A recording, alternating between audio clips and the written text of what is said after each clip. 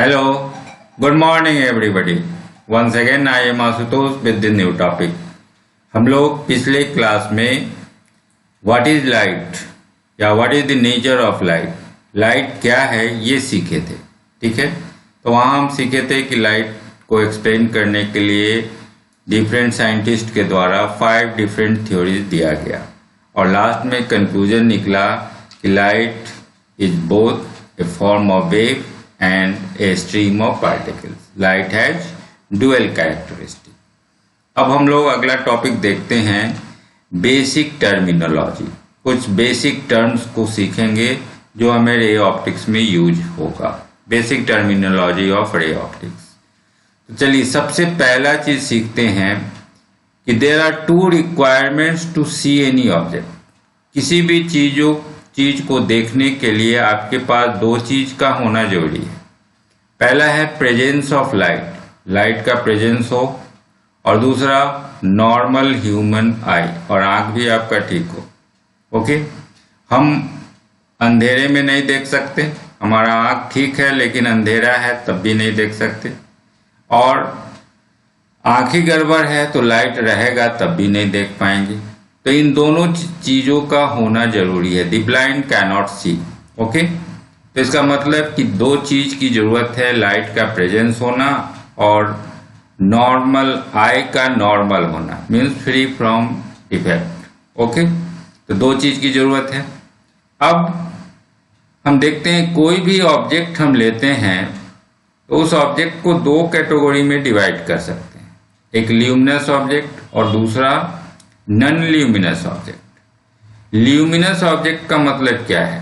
तो नाम से ही स्पष्ट है, जिसके पास अपना लाइट हो, हैविंग इट्स ओन लाइट। ठीक है, वो मेरा ल्यूमिनस ऑब्जेक्ट होगा।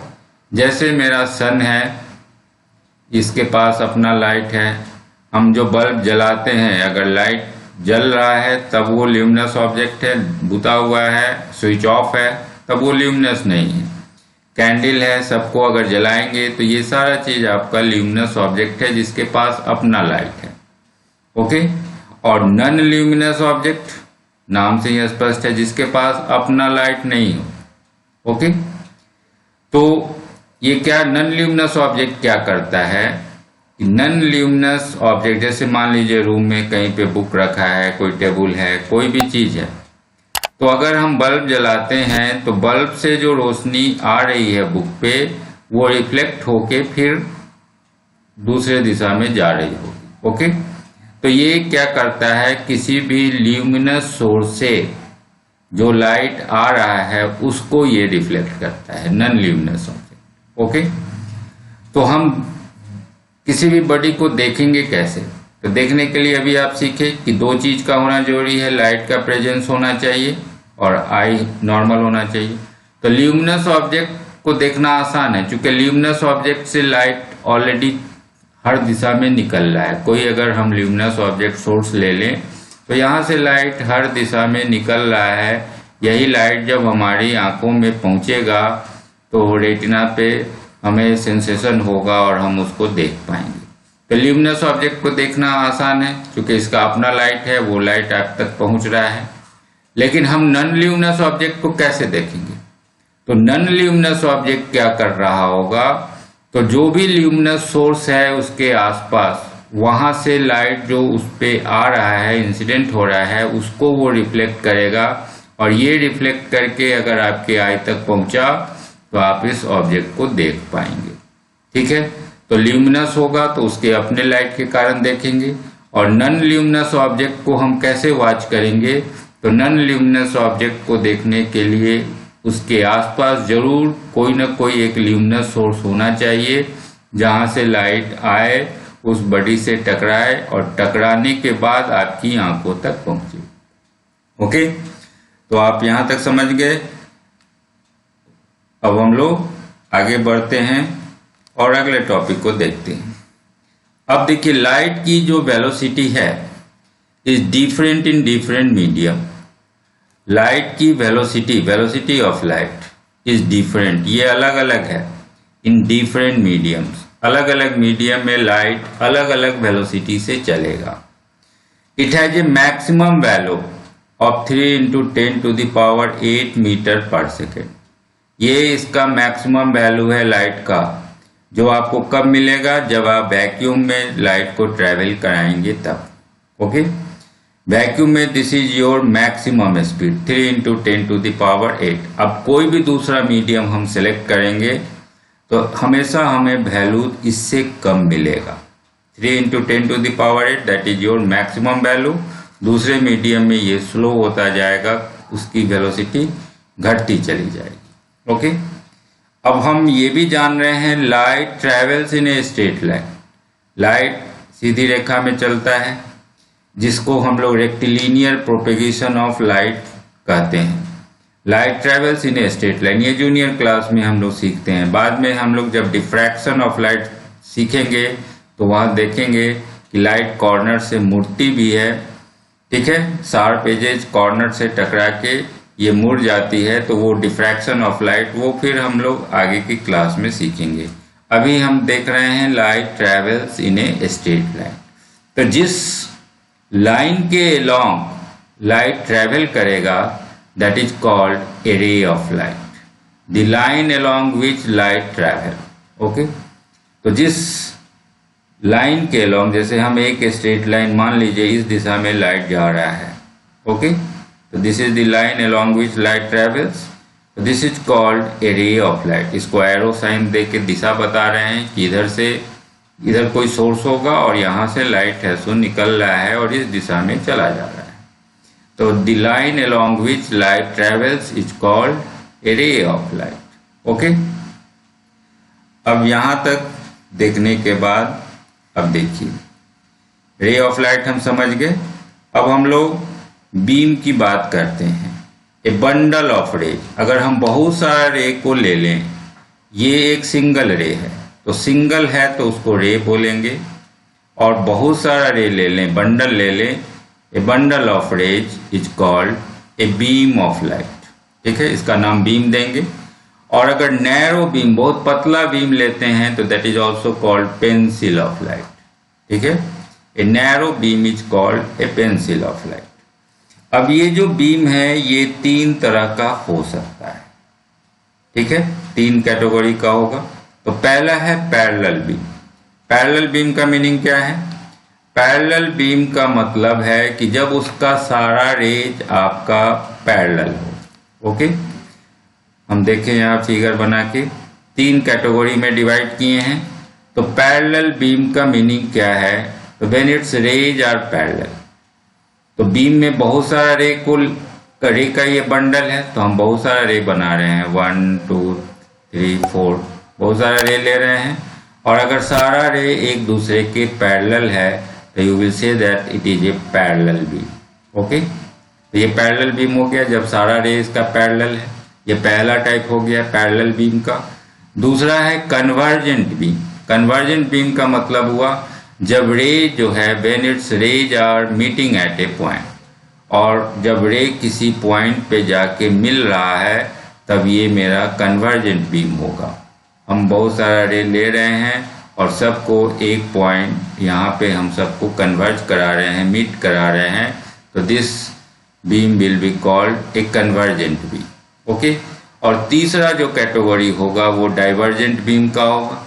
नाम से ही स्पष्ट है कि अगर कोई सोर्स है और सोर्स से हर दिशा में रे निकल रहा है, when rays are diverging from a point, जब एक पॉइंट से रे निकल रहा है तो that will be called a divergent beam.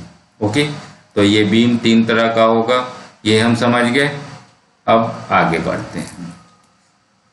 अब देखिए, जब लाइट किसी मीडियम से चलता हुआ है, देखिए यहाँ हम क्या किए हैं, एक मीडियम सेलेक्ट किए हैं। सपोज ये ग्लास का चैम्बर हो या कोई भी दूसरा कोई मीडियम हो, वाटर हो, कुछ भी हो। ऊपर एयर है, हवा है, और नीचे कोई हम मीडियम ले रहे हैं और लाइट को ट्रैवल करते हुए आ रहे हैं। किसी सोर्स से लाइट आ रहा है और यहाँ आके टकरा रहा है। ओके, तो light is travelling through a medium and striking the surface of another medium, और दूसरे मीडियम के, यहाँ से मीडियम बदल रहा है नीचे की ओर, तो striking the surface of another medium, तो दूसरे मीडियम के सरफेस से स्ट्राइक कर रहा है। Okay, then what will happen? तो when light is coming through a medium, light एक मीडियम से चलता हुआ आ रहा है, and striking the surface of another medium, और दूसरे मीडियम के सरफेस से टकरा गया, तब क्या होगा? तो then there are 3 different possibilities, तो 3 अलग अलग संभावना यहाँ पे बनती है। क्या क्या होगा? तो पहली संभावना है कि लाइट आए, टकराए और टकरा के वापस लौट जाए, जिस मीडियम में आ रहा था उसी मीडियम में लौट जाए।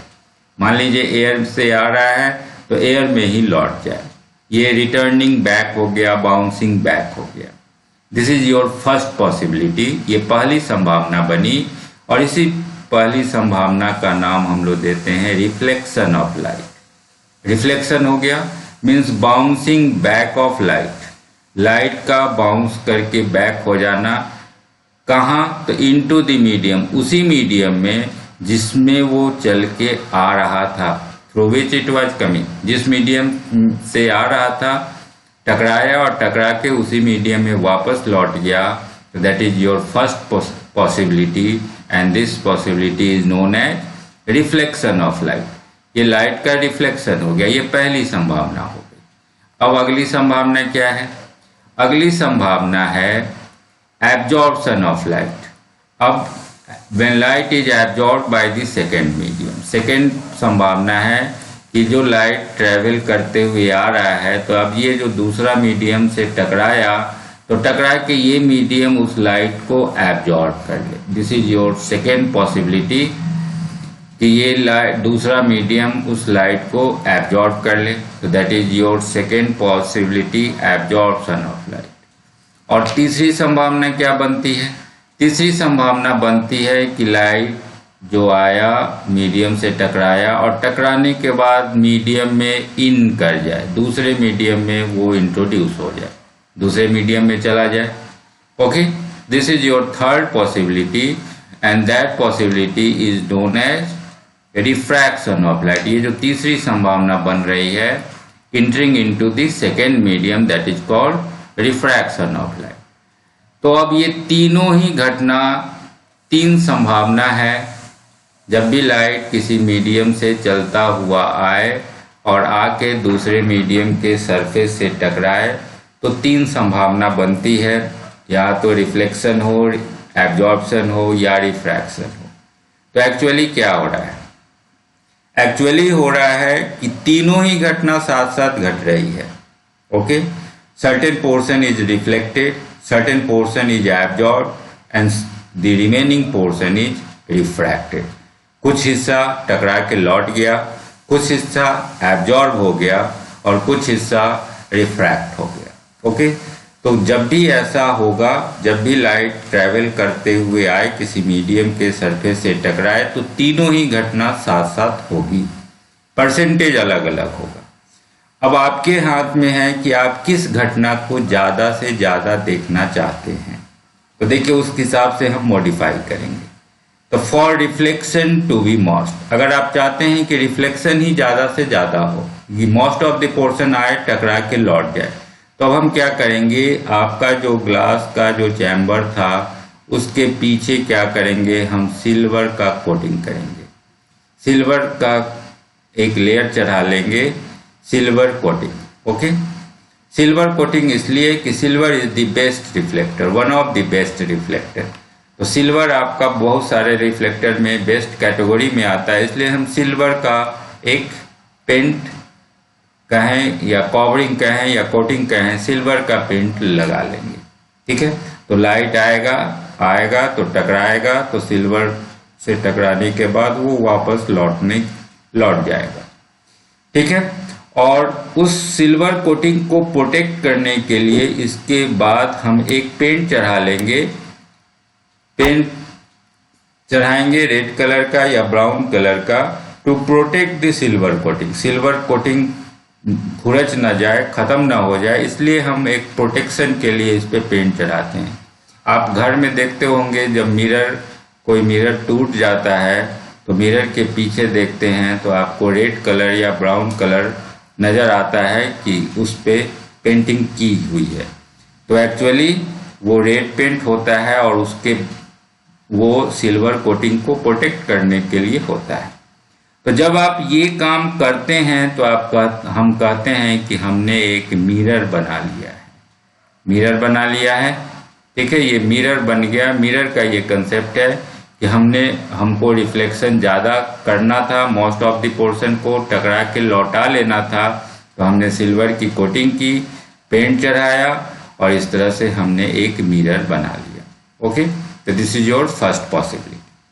अगर आप चाहते हैं कि एब्जॉर्प्शन ज़्यादा से ज़्यादा हो तब क्या करेंगे?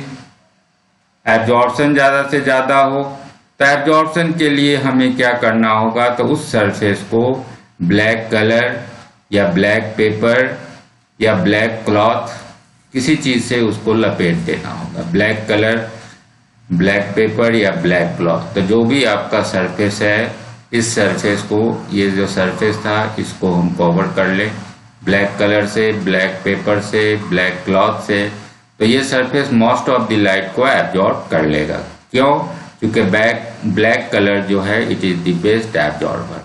ठीक है, हम ये लोग ये भी जान रहे हैं कि हम लोग गर्मी के दिनों में ब्लैक कलर या डीप कलर का क्लॉथ पहनना पसंद नहीं करते, क्योंकि ब्लैक कलर आपका बेस्ट एब्जॉर्बर है। ये हीट और लाइट सबको एब्जॉर्ब करेगा और हमें ज़्यादा गर्मी महसूस होगी, हम अनकंफर्टेबल हो जाएंगे। ओके, तो this is your second possibility. अगर आप एब्जॉर्प्शन ज़्यादा से ज़्यादा लाइट का चाहते हैं तो आपको ब्लैक कलर से उसे कवरिंग कर लेनी पड़ेगी। और अगर आप चाहते हैं कि रिफ्रैक्शन ही ज़्यादा से ज़्यादा हो तब क्या करेंगे? तो रिफ्रैक्शन ज़्यादा से ज़्यादा हो तो हम बाकी जो दो काम किए हैं वो नहीं करेंगे। हम ना सिल्वर का कोटिंग करेंगे, ना पेंट चढ़ाएंगे, ना ब्लैक कलर और ब्लैक पेंट से ना उसे कवरिंग करेंगे। एज यूजुअल रहने देंगे उस चैम्बर को, तो रिफ्रैक्शन आपका ज़्यादा से ज़्यादा हो पाएगा। ओके, तो यहाँ हम समझे हैं कि जब भी ऐसी घटना घटेगी तो तीनों घटना होगी। लाइट ट्रैवल करके आया, सरफेस से टकराया, तो तीनों ही घटना होगी। Absorption, reflection, absorption and refraction. Suppose अगर 70% लाइट रिफ्लेक्ट हो गया है, 10% एब्जॉर्ब हो गया है, तो रिमेनिंग 20% रिफ्रैक्ट भी होगा। ठीक है, तीनों घटना होगी। अब आप अपनी ज़रूरत के हिसाब से अपने सिस्टम को मॉडिफाई करें, आप क्या ज़्यादा से ज़्यादा चाहते हैं। तो हम यहाँ आज बेसिक कुछ टर्म्स को सीखे हैं। अगले क्लास में हम लोग रिफ्लेक्शन देखेंगे। पहली जो संभावना है रिफ्लेक्शन ऑफ लाइट, उसके लिए हम लोग मिरर बनाए थे, तो उसके बेसिक कंसेप्ट को देखेंगे। Okay, thank you.